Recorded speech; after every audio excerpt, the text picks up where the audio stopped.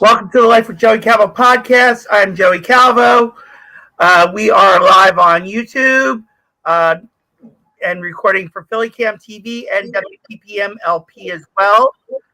Check out the website, lifewithjoeycalvo.website, where you can check out previous episodes. Support the podcast via GoFundMe. Get merchandise and purchase live tickets to events coming up. So today our guest is Peter Stavros. And so, Peter, welcome to the podcast. Thanks, Joey. I'm glad to be here. Okay. And I apologize for the slight delay due to technical issues with the system. So explain to everybody who Peter Stavros is. Okay, Joey.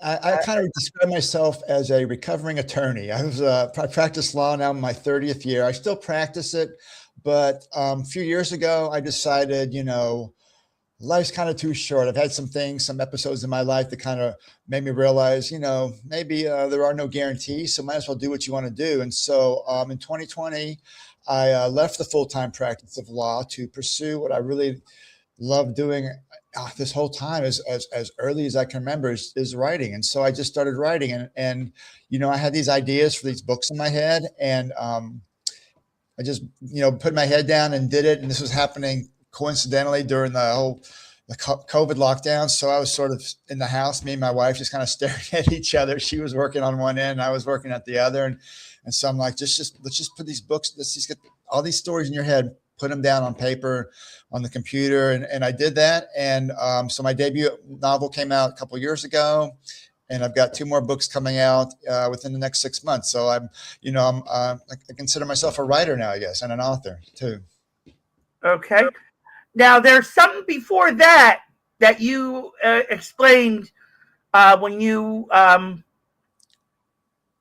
encouraged me to have you on the podcast. Yep. Can you explain that? Yeah, in 2011, it's going on 15 years now. I was perfectly healthy as far as I was concerned. I was a runner. I was a triathlete. And this is back in February. I'd done a long run at the park on a Saturday, and I felt absolutely fine. Then that Monday, I remember because it was Valentine's Day, and my wife and I were just going to get a heart-shaped pizza from this pizza place down the street, just kind of open a bottle of wine and celebrate kind of, subtly that way, quiet at home. Couldn't do it. I mean, my stomach just started hurting. I felt off, and I know my body, like I said, I'm kind of athletic, and I know when something's wrong, and something seemed really wrong, and it kept getting wrong, and it was a steady decline over the next 6 weeks, really. 3 weeks after that, when nothing was working, I was finally diagnosed with ulcerative colitis. So, and by this point, I was just losing weight. I'd lost like upwards of 50 pounds. I mean, granted, some of the pounds I probably could have stand to lose. I was a little heavier, but not that much. And then, it's not like we live in a mansion or anything, but we live in a Cape Cod. I couldn't even get up and down the stairs to go to our bedroom. So I was just asleep on the couch, cold chills during the day. Night sweats. My wife had to put a fan at my feet. So, long story short, I was diagnosed with colitis, and I'm telling you, I'd never been happier to have a colonoscopy just because I just wanted to find out what the heck was going on with me. So that was kind of a relief for me. At least I knew what I was up against. But unfortunately, none of the medications that the doctors put me on worked. And my wife has colitis as well. And part of my understanding of it, I'm no doctor, but I have personal experiences that there's not like one type of medication that, okay, this is going to fix it. In fact, there's no cure at all for it, but there's like different medicines or combinations of medication that work on people. Like I said, my wife has it. And, fortunately, she's been able to keep hers in check, with medication. I wasn't so lucky. Like I said, six weeks after I was diagnosed, I was having emergency surgery in the middle of the night to remove my colon because it had just come apart. Basically, I mean, just pretty much disintegrated, and all the, without getting into all the nastiness was circulating within my body. I was having organ failure. My kidneys were just shot, my liver, everything. So yeah, I can remember like it was late at night, and and I'm looking around this dark operating room, and the doctors are coming in one after the other. It's March, but it's cold, and they're taking off their down jackets and very serious and solemn. And my doctor explained to me, he introduced my surgeon to me, who became a great friend of mine throughout the years, and we still keep in touch, and explained to me that, there was really no choice but to remove my colon and to begin a life, without a colon, and which was a complete shock to me. I didn't know how I was going to have a life without a colon, but over the next year, I managed, and now, like I said, 15 years later, I'm as healthy as I've ever felt. Okay. All right. So in reference to, for those that don't know what ulcerative colitis really is, could you explain a little more detail? Yeah, it's an autoimmune disease, and basically your body attacks itself, and I don't know why. I'm sure, there's a lot of doctors on the case who probably know a lot more about it than I do. But like I said, there's not really one cure. It's just medication to sort of stop your body from doing that. And, I joked with my doctors, well, I've always been an overachiever. So my body just completely destroyed my colon.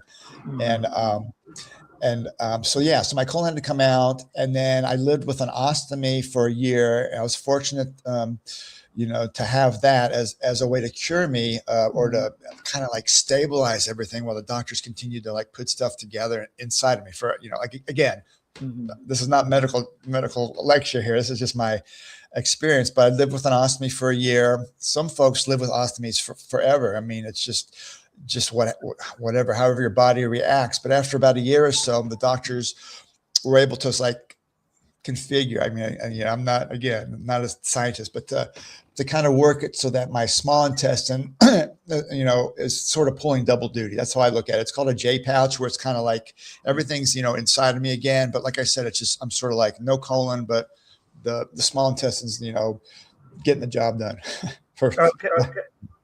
Okay. And so, you get through this, and in 2020, COVID hits, and you started writing. Explain about the books that you've written. Sure. I mean, it started actually, it's interesting. When I used to write a lot, I started off my career in journalism. I wrote as a reporter for the Associated Press for a couple of years when I was young. And I just had stories and write. I was just so easy for me to write. And then when I went to law school, it was as if a switch had been turned off in my head, and I sort of lost that ability to write creatively, because as a lawyer, you do a lot of writing, but it's just kind of cut and dry, legal facts, issues, decisions, things like that. But it wasn't until I got sick, and I remember I woke up in the ICU, and one of the first things I did was to ask my wife to go down to the lobby shop and get me a notebook and a pen. I'm like, I have this urge to write now. And especially it helped me as far as mentally to process what was happening, for me to journal. So I journaled every day. And that actually became the first book that I wrote, just this memoir about, surviving this illness. And then the year where I had to rehabilitate myself. I mean, my kidneys were so shot. I had all this fluid in my ankles that I couldn't even lift my legs on my own. It was so bad off, especially for someone who, runs every day. So it was just getting through this trauma, both journaling helping me mentally. And also, I thought if this ever gets published, well, then it could help other folks. And so I finished that, put it aside, and then I started writing short stories. I started writing short plays, and then I had the urge to write more and more longer pieces. So I wrote a couple of novels, and yeah. So in 2020, I took the leap. Again, it wasn't, it took me a few years after I got sick for me to take that leap, because it's hard to leave a steady job, steady benefits for the unknown of being a writer. That's why it took a while, and I had some help along the way, but yeah. So my first book came out in 2024. It's a young adult thriller about this boy who gets sent away to the hollers of Eastern Kentucky to live with his reclusive uncle. And I got the setting for that book. My first year out of law school, I clerked for a judge in a small Eastern Kentucky town. I remember at the time thinking, well, this will be a great setting for a book. So yeah, that was my first book that came out. And like I said, I have two other books coming out. My next book is sort of like a legal thriller based on my first few years as a lawyer. That's coming out November 3rd. And then January 19th, I have a book about, I'm also, Joey, a big wrestling fan. So it's about a lawyer who quits his day job to become a professional wrestler. So that one comes out in January 19th. And then circling back, the memoir that I wrote is currently under contract. I don't have a release date for that yet, but I'm really, really excited for that one to come out. All right. So what we're going to do is we're going to take a quick break, and then we're going to present some questions. And then, we'll go from there. All right. So everybody stay tuned. The questions are coming. So stay tuned.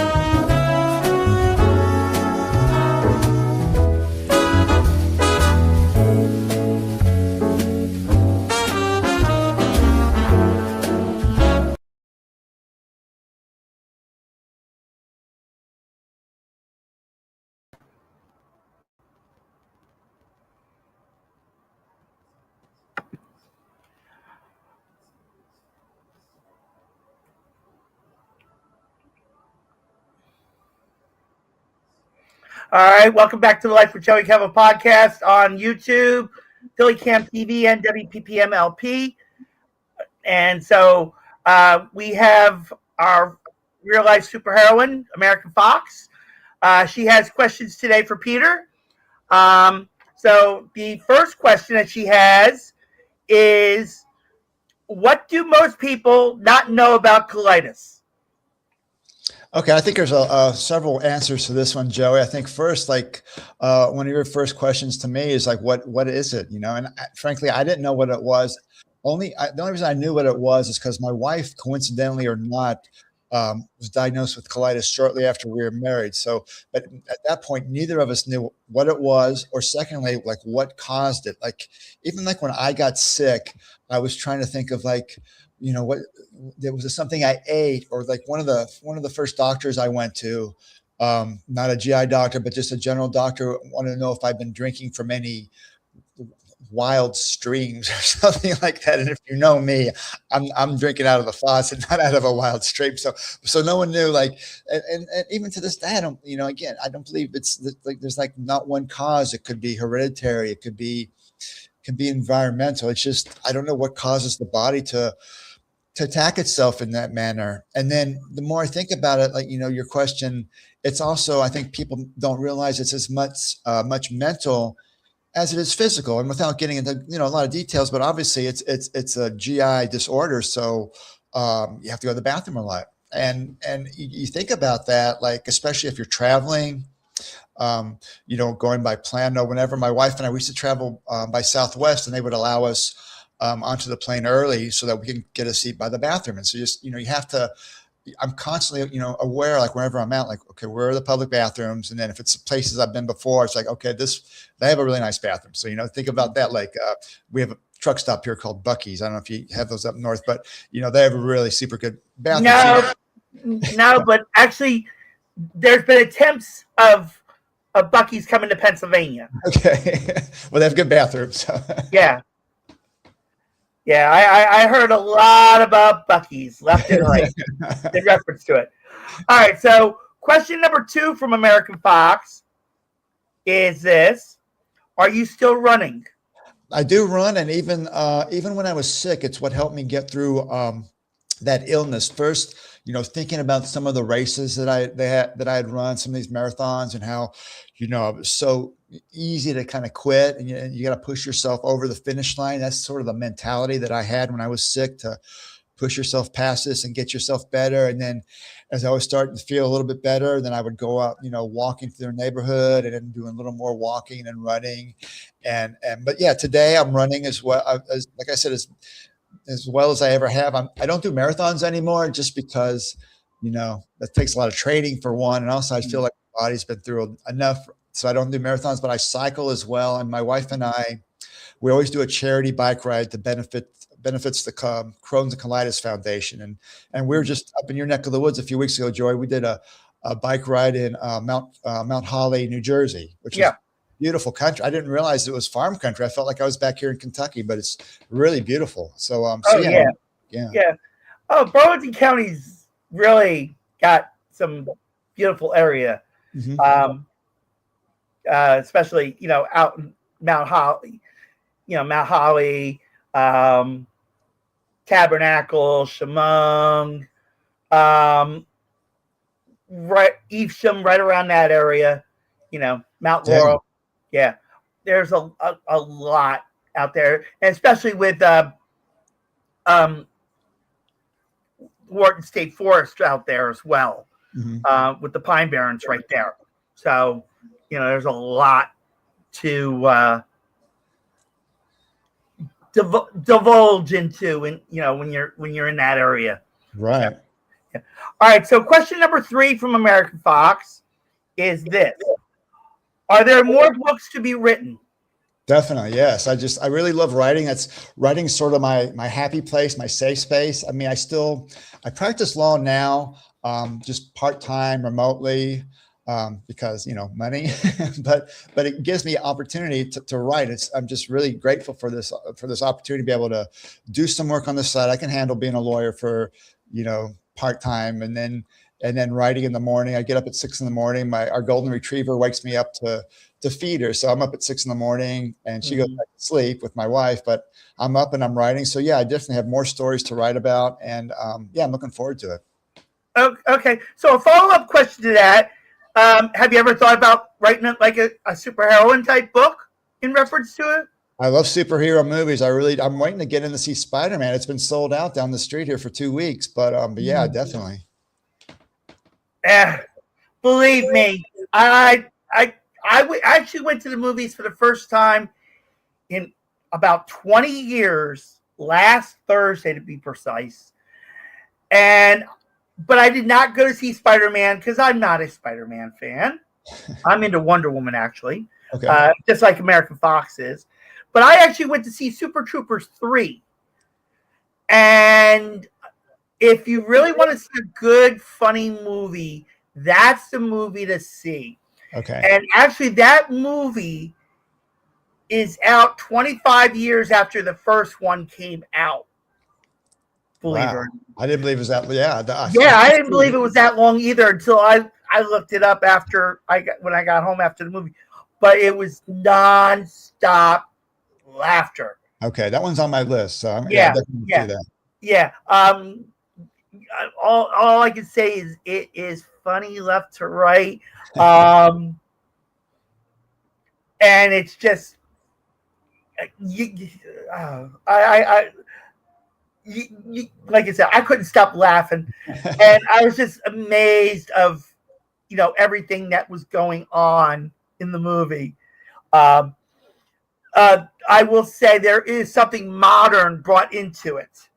Okay. that I will say that winds up being part of the movie, but again, nonstop laughter.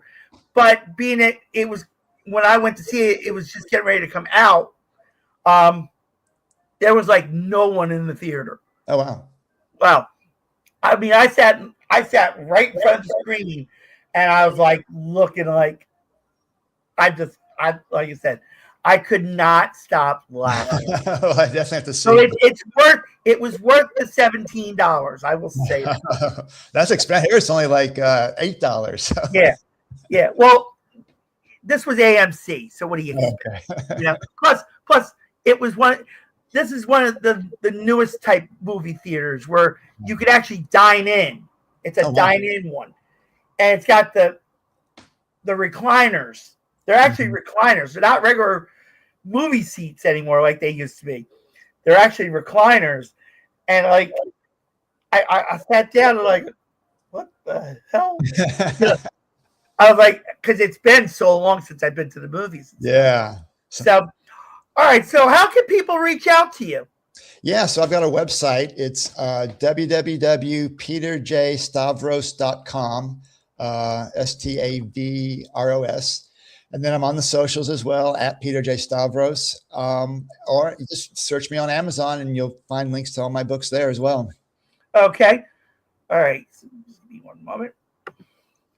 All right, so everyone go to peterjstavros.com. You missed out the yeah, I know. Sorry about that. Okay. Give me a moment. Let me delete this. All right, let's try this.